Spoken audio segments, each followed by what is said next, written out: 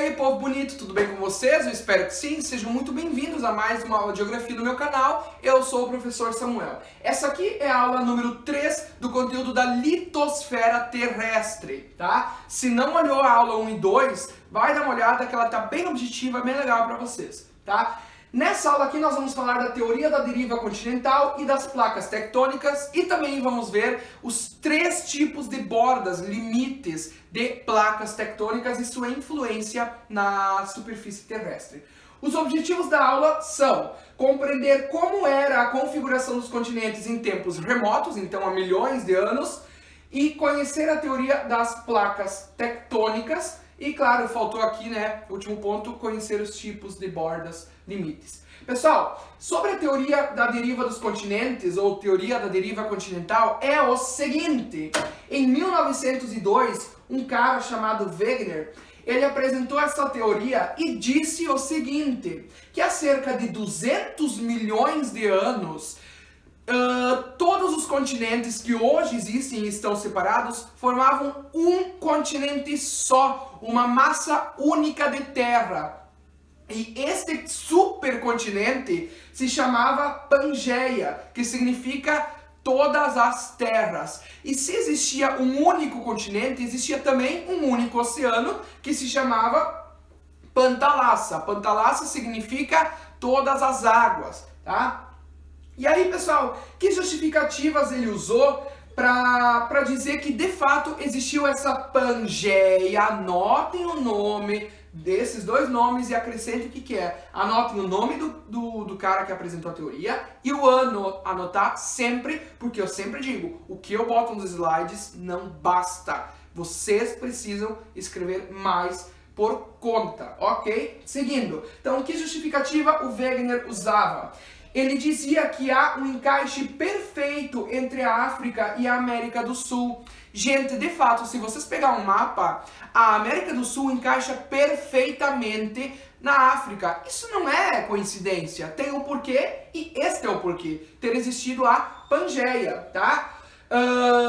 Ele também diz que existiam climas semelhantes em diversas partes do planeta, né? E que diferentes fósseis são encontrados, aliás, diferentes não, desculpa, que fósseis são encontrados em diferentes continentes. Como assim? Tipo, um fóssil encontrado aqui na América do Sul, também é encontrado na África, que também é encontrado lá na Ásia. Pô, mas se os continentes eram sempre separados, né, e a vida foi evoluindo de forma diferente em cada canto, digamos assim, como é que existiriam as mesmas espécies de animais ou plantas em continentes tão distantes? Como é que um animal que viveu lá na África viveu aqui na América do Sul? Nossa, se desenvolveu exatamente o mesmo. Mas, gente, a vegetação é diferente, as condições climáticas, isso tudo influenciou na evolução da vida no nosso planeta, né? Continua influenciando. Então, ele dizia que isso era uma boa justificativa. E, com certeza, era uma boa justificativa, tá? E aí, o que aconteceu, pessoal? Há 200 milhões de anos, a Pangeia, ou seja, essa massa única de terra, começou a se separar aos poucos, tá? E aí essa separação inicialmente deu origem a 2 continentes, a Laurásia e a Gondwana. Pessoal, quem formava a Laurásia? Os países lá de cima, a América do Norte, continentes. A América do Norte e a Eurásia. O que é a Eurásia? A Europa com a Ásia. Aquilo tudo forma um bloco só, né? Então, toda a parte de cima do nosso planeta formava a Laurásia. E também existia a Gondwana, tá? O que era? Quem formava a Gondwana? Ué, todo o resto. Eu citei aqui para a Laurásia, a América do Norte, a Europa e a Ásia, né? Quem é o resto? Quem sobrou? A América do Sul. A Central eu não vou citar porque a Central não tinha se formado ainda, tá? Então, a América do Sul, a África, a Índia, a Austrália e a Antártida. A parte de baixo, o hemisfério sul do nosso planeta, formava a Gondwana, tá? E aí, aqui ó, tem uma apresentação para vocês. Então aqui, há 200 milhões de anos, né? A Pangeia certo? Todos juntos. Aqui nós podemos ver, ó, a Europa, a Ásia, a América do Norte, aqui, claro, a América do Sul, a África, a Índia, aqui a Austrália, Antártida, tá? E aí, há 200 milhões de anos, então, teve início essa separação, né? E aí se formaram esses dois continentes. Aqui em cima a Laurásia, olha aqui, ó, América do Norte, a Europa e a Ásia, né? Chamado de Eurásia, um bloco só. E aqui embaixo a Gondwana, quem? A América do Sul, a África, a Índia, a Austrália e a Antártida. Há 135 milhões de anos, a configuração já estava assim. Olha só, estão percebendo? Olha o que aconteceu a Índia. A Índia estava aqui embaixo, ela começou a ir para cá, começou a ir nessa direção. A Austrália se separou da Antártida, começou a vir para cá. A América do Sul se separando aqui da África. A gente vê bem o encaixe delas, né? Olha só que encaixe perfeito. Então, começou a vir para cá. A América do Norte começou a vir para cá também, começou a se separar da Europa, né? Há 65 milhões de anos, a configuração estava assim, ó, aos poucos estava se formando como a gente conhece hoje, como os continentes estão configurados hoje, né? Então, a América do Norte, ó, indo mais para cá, a do Sul, ó, aqui a América do Sul se desprendendo, então, né, da Antártida, aqui a África já em praticamente seu devido lugar, né, a Índia indo aqui em direção, cada vez mais em direção à Ásia, tá? E atualmente a configuração então é essa. Aqui está a América, a África, a Europa, a Ásia, aqui a Oceania, né, a Austrália, que foi citada, a Antártida, aqui a Índia então, né, que se juntou completamente, tá? Opa, soluço. E aí, pessoal, por que antes eu não citei a América Central? Porque a América Central só foi se formar quando um rabinho da América do Sul se encontrou com um rabinho da América do Norte, tá? Então elas se encontraram aqui e teve início, teve formação, né, aliás, o surgimento a América Central. E aí o último tópico diz aqui que essa teoria da deriva dos continentes caiu em esquecimento. Por quê, pessoal? Porque o Wegener, apesar da teoria ser muito boa e fazer todo sentido, ele não conseguiu dizer por que isso acontece, né? Então, a comunidade científica recebeu essa teoria assim, meio assustada, com desconfiança, com um pé atrás, né? Porque, afinal, tu diz que existiu a Pangeia, que se separou há 200 milhões de anos, e isso e aquilo. Tá, mas por que isso aconteceu? Bom, infelizmente, o cara não pôde dizer, ele não encontrou a resposta. Então, a teoria caiu no esquecimento, ela foi simplesmente esquecida, tá? Mas depois, na década de 60, pessoal, era uma época assim, de muito estudo das profundezas do oceano, tá? Então, ok, submarinos, enfim, beleza. Pessoal, o que um dia, nessas viagens ao fundo do oceano, o que eles descobriram? Esses mergulhadores, ou pesquisadores, ou cientistas, enfim. Eles viram que as rochas oceânicas, ou seja, o fundo marinho, né, o chão do oceano, é mais recente do que as rochas do continente, tá? Então, isso seria foi, aliás, um ponto que chamou a atenção deles. Outra coisa que eles viram é que existiam fendas nas dorsais oceânicas. Quando se fala em dorsal oceânica, são elevações, são relevos, montanhas que existem no fundo do oceano, tá? Pense tipo Cordilheira dos Andes dentro do oceano, é mais ou menos isso. E também eles descobriram que existiam diferentes limites entre as placas tectônicas. E aí, o que aconteceu? Na década de 60, a teoria de 1912 do Wegener voltou a ser comentada e aí eles viram que tinha total sentido. Só que ele não tinha encontrado ainda a prova o suficiente, né, para a teoria dele. Só que aqui, na teoria das placas tectônicas, ela foi bem explicada, tá? E por que as rochas oceânicas são mais recentes que as rochas continentais? Porque, pessoal, quando duas placas tectônicas se afastam, o que acontece? Dá uma brecha para o magma vir à superfície. Assim que o magma vem para a superfície, ele se depara com a água, que é gelada e ele é muito quente. Então, rapidamente ele vai resfriar e vai endurecer e virar uma rocha. Então, tem formação recente. Continua existindo a separação de placas tectônicas? Continuam se afastando umas das outras? Sim. Continua surgindo magma? Sim. Continua resfriando e virando rocha? Sim. Por isso, o fundo oceânico está em constante formação e por isso as rochas do fundo do oceano são mais recentes do que a rocha dos continentes, tá? E aqui então tem a dorsal oceânica representada para vocês, tá? Então aqui está simbolizando duas placas se afastando e aqui no meio a elevação, né? O surgimento desse relevo submarino. Bom, mas eu falo em placas tectônicas e vocês podem dizer, tá, mas afinal, o que é uma placa tectônica? Gente, é muito simples. Placa tectônica podem ser entendidas simplesmente como enormes blocos de rochas, tá? Diferentes blocos de rochas que fazem parte da litosfera, da crosta terrestre. E aí as principais que dá para citar, aqui em cima a placa norte-americana, aqui a placa euroasiática, ó, foi justamente o afastamento dessas duas placas, né, indo em lados contrários, que separou a América do Norte aqui desse bloco euroasiático.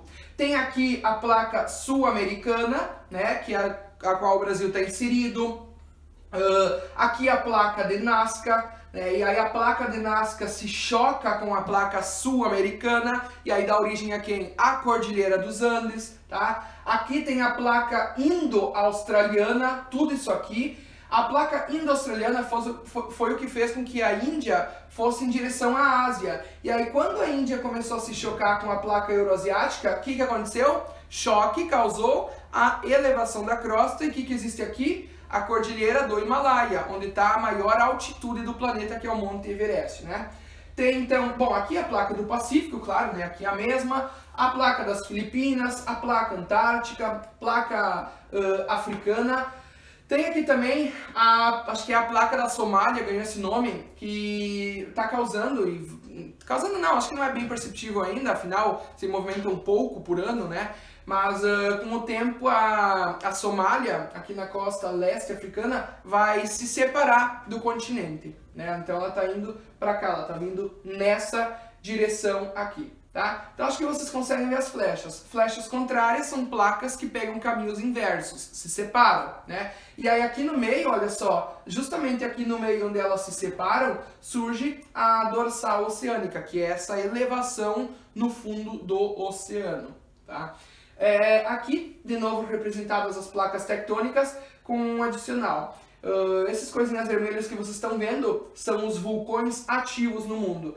Então, olha aqui, ó, aqui na costa sul-americana, quantos vulcões? Desde aqui debaixo do sul do Chile e da Argentina, né? Aqui pela costa, claro, tem a Cordilheira dos Andes, dá origem a vulcões, né? Aqui também, ó, a Ásia e a Oceania tem muitos vulcões ativos ainda, tá? Muitos, olha só, tudo isso. Tanto que aqui nessa parte, né, do Oceano Pacífico, essa parte recebe o nome de Anel de Fogo do Pacífico. Por que Anel de Fogo do Pacífico? Porque esses vulcões, eles fazem praticamente, ó, um círculo, né, de vulcões, é um contorno, eles fazem em todo o Oceano Pacífico. E sendo vulcão, tem lava. Lava é quente, por isso Anel de Fogo do Pacífico, tá? Então, muitos vulcões ainda ativos. E eu já adianto para vocês o seguinte, nós somos privilegiados aqui no Brasil, porque o Brasil está numa posição geográfica muito favorecida. Não tem terremotos e nem vulcões. Por quê? Porque o Brasil está exatamente no meio da placa sul-americana. No meio da placa não há interferência, né? Então, aqui, ó, a placa sul-americana se choca com a de Nazca e aí terremotos, vulcões, a cordilheira. Mas como o Brasil está exatamente no meio, ele não sofre essas consequências, né? Diferente, por exemplo, aqui do Chile, que está na borda da placa de Nazca, que é a que se choca com a sul-americana. Então o Chile está muito sujeito a terremotos.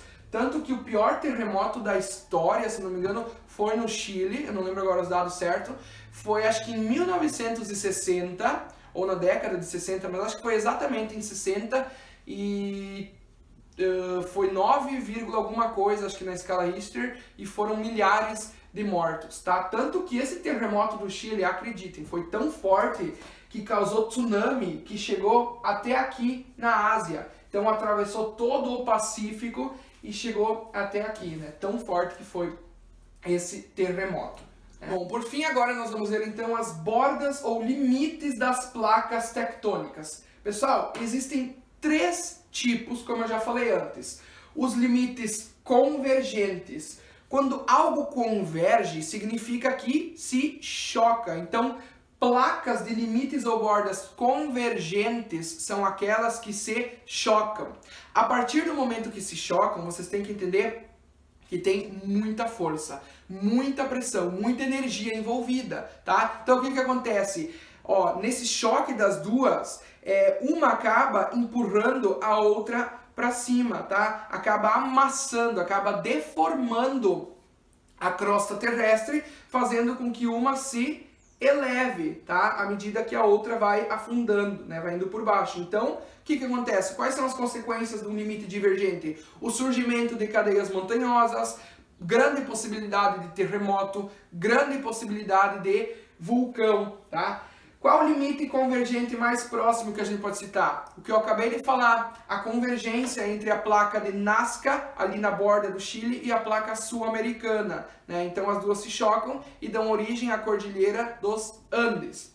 Tem também o limite divergente. Quando duas pessoas têm opiniões divergentes, significam opiniões contrárias. Então, placas com bordas e limites divergentes são aquelas que vão em direções contrárias. Uma vai para lá e a outra vai para lá. Então, o que acontece? Ali no meio abre uma cratera, né? um buraco. E aí, por isso surgiram, então, os oceanos, né? Como é que surgiu o Oceano Atlântico? A América do Sul se separando da África e a América do Norte lá em cima se separando da Eurásia. Ali no meio ficou esse buraco, esse vácuo, digamos assim, e aí foram se formando então os oceanos, tá? Pessoal, em limites divergentes também podem surgir vulcões, tá? Porque olha só, aqui o exemplo está mostrando aquelas cadeias montanhosas, né, as dorsais oceânicas que se formam, porque quando o magma tenta sair, ele também pode empurrar um pouco a crosta, né, e aí até ele achar alguma brecha para sair. E aí lembrando, quando ele sai ali no oceano, ele logo resfria porque entrou em contato com a água, e aí vai formando mais e mais e mais crosta oceânica. Ela está em constante formação. Existe ainda o chamado borda ou limite transformante. Neste caso, elas nem se chocam e elas nem se afastam. Então, o que elas fazem? Elas simplesmente passam do lado, elas raspam uma na outra, tá? Só que assim, o perigo é, quando uma enroscar na outra, dá terremoto. Então, que exemplo dá para citar aqui? San Andreas, lá no estado da Califórnia, nos Estados Unidos. Tem aquele filme A Falha de San Andreas, justamente que mostra um terremoto ocorrido lá naquela região. Os cientistas dizem que essa região de San Andreas é tipo um barril de pólvora. E aí no momento que estourar, vai dar um terremoto feio. Lembrando que Califórnia é um dos estados mais importantes dos Estados Unidos. E aí o estrago pode ser bem feio, porque por enquanto só está acumulando energia. Quando essa energia for liberada, essas ondas sísmicas, né, essa energia vai querer se espalhar. E vai sair, ela vai se espalhar, aliás. E aí nesse momento que ocorre, então, o terremoto. Aqui com o limite divergente, claro, eu citei 2 exemplos, né? A separação da América do Norte e da Eurásia, né? Os 2 blocos se separando. A América do Sul e a África. Também dá para citar um caso que está acontecendo atualmente, que é a Islândia. A Islândia pertence à Europa, é uma ilha grandona que está se dividindo ao meio. Tenho imagens depois bem interessantes. Então aqui, para vocês situarem um pouco, o mapa da América do Sul, né? Então aqui ó, a placa sul-americana, o Brasil está aqui no meio, portanto não é influenciado. E aqui a placa de Nazca. Elas se chocam, a crosta se deforma, tem terremoto, tem vulcão, e aqui então está a Cordilheira dos Andes, tá? A Cordilheira dos Andes é a cadeia montanhosa mais comprida, a mais extensa do mundo. Ela tem aproximadamente 8.000 quilômetros de extensão. E é na Cordilheira dos Andes, fica na Argentina, tá a segunda maior altitude do planeta, que é o Monte Aconcagua. Ele tem quase 7.000 metros, então quase 7 quilômetros de altitude. Tá? Então, aqui, Cordilheira dos Andes. Uma foto dela, então, grandona, ela chega até 700 quilômetros de largura, então bastante coisa. Isso é mais do que atravessar todo o Rio Grande do Sul, né? Então, essa é a largura que pode chegar à Cordilheira dos Andes. Aqui, então, eu falei antes a placa indo-australiana, que é grandona, que fez com que a Índia fosse em direção à placa aqui em cima, né, que forma o bloco da Eurásia, da Europa e da Ásia. Então, o que aconteceu? Quando a Índia encostou, chegou nessa placa, o que começou a acontecer? O mesmo que ocorre aqui na América do Sul. Esse choque fez com que começasse a erguer a crosta. Por isso, o que tem aqui na fronteira entre o Nepal e a China? A Cordilheira do Himalaia. E aí lá, então, está a maior elevação do mundo, que é o Monte Everest, que tem 8.848 metros de altitude. Então, são quase 9 quilômetros de altitude. Tá? Então, é essa cordilheira que existe por causa desse choque dessas duas placas. Aqui, a Cordilheira do Himalaia, isso aqui é de uma notícia recente, acho que é lá de abril. A manchete dizia que, por causa da quarentena, a poluição na Índia diminuiu um pouco e foi possível ver de novo ao longe a Cordilheira do Himalaia, que nem isso mais dava para enxergar. Aqui então, Monte Everest, olhando assim, claro que parece pequeno, né, mas são realmente 9 quilômetros de altura, isso é bastante coisa. Aqui a questão da Islândia, que eu falei antes para vocês, ó, a Islândia se situa aqui, pertence ao continente europeu. O que acontece? Aqui tem a placa norte-americana e aqui tem a placa euroasiática, né? Então, essas duas placas se separando, a divisa delas, os limites delas, estão bem aqui, bem onde passa a Islândia. Então esse país, essa ilha, né, mas enfim, é um país que está se dividindo ao meio. E aí é muito legal, porque ao mesmo tempo que lá é uma terra do gelo, é muito frio lá, porque está próximo do polo, então quanto mais distante do Equador, mais frio é, porque recebe pouca luz solar. Ao mesmo tempo que ela é a terra do gelo, ela é a terra do fogo, porque claro que aqui, como eu falei, na separação de duas placas também podem ter vulcões. Aqui está representando a Islândia, aqui a placa norte-americana, aqui a placa euroasiática, indo em caminhos diferentes, são placas divergentes. Então, separando a Islândia aqui no meio, né? E aqui esses pontos, esses triângulos são vulcões, vulcões ativos que tem lá. E é muito interessante porque, olha só, aqui nessa falha, nessa divisão dessas duas placas, tu consegue mergulhar.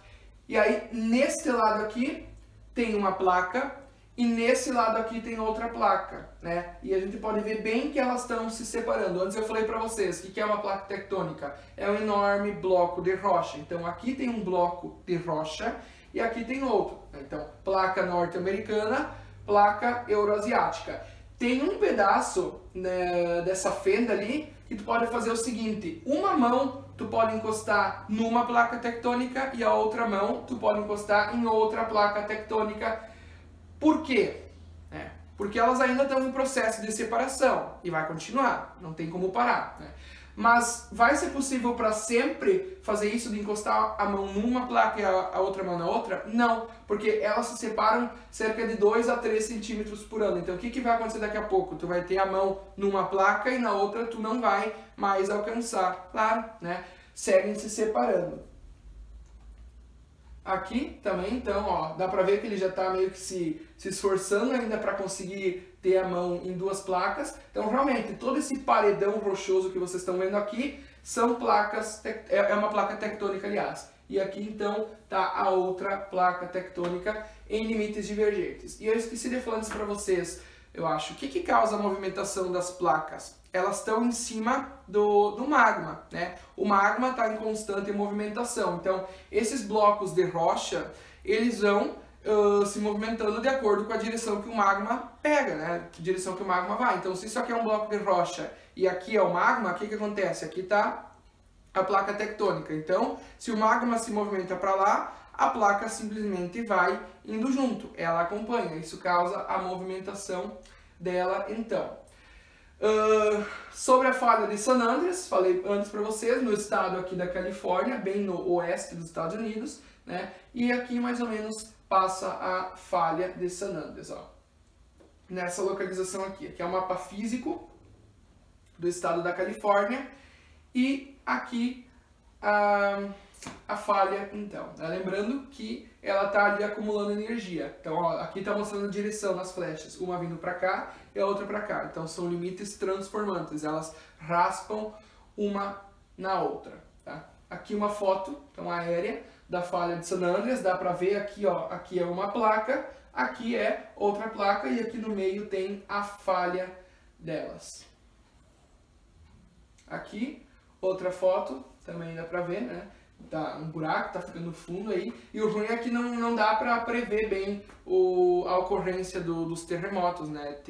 Às vezes eles conseguem, mas não é só se tem um tremor, um aviso antes, digamos assim. Fora isso, eles são totalmente imprevisíveis. Caso contrário, eles alertariam sempre a população, né? Mas não tem como. Simplesmente uma hora essa energia é liberada, a Terra treme e aí acontece o terremoto. Bom, para essa aula era isso. Então a gente finaliza o conteúdo da litosfera terrestre nessas 3 aulas. Eu falei já na primeira, né? E na segunda acho que também, bem objetivo, mas eu passo o que eu acho o que eu julgo que é importante. Então, espero que tenham compreendido. Tchau!